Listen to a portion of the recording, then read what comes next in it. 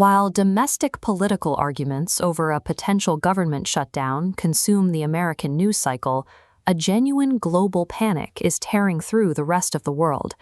The escalating U.S.-Israel war on Iran has effectively frozen the international community. This map shows the Strait of Hormuz, a narrow waterway between the Persian Gulf and the Gulf of Oman. It is the physical epicenter of this crisis. Under normal conditions, those animated lines represent 1/5 of the entire world's traded oil passing through this single hyper-concentrated choke point. But in retaliation for the military strikes, Iran essentially closed the strait to commercial traffic.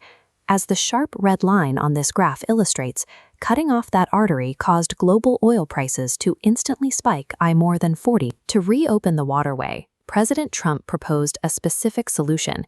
He demanded that traditional allies, including the UK, France, Japan, and Australia, deploy their own naval warships to secure the region. To enforce this demand, the administration applied heavy coercion. The president explicitly threatened the future of NATO, the North Atlantic Treaty Organization, which serves as the primary Western military alliance, warning that the pact faces a bleak future if these member nations refuse to send ships.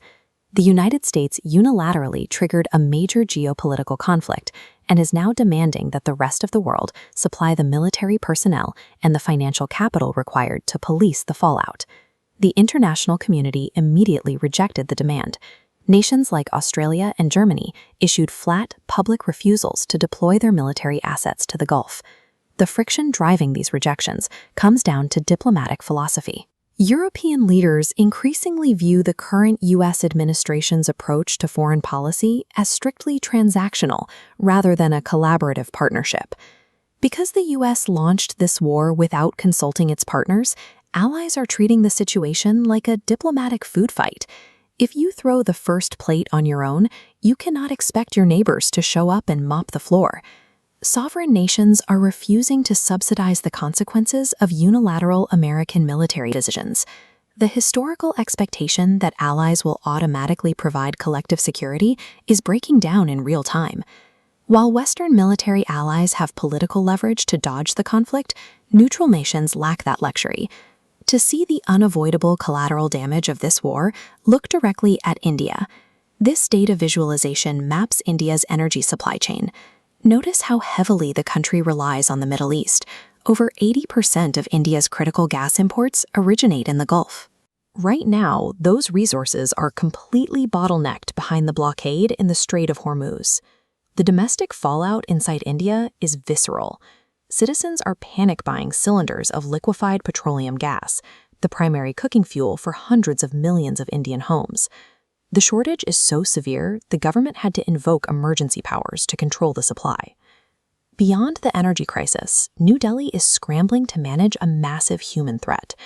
There are over 9 million Indian expatriates currently living and working directly inside the Middle Eastern conflict zone.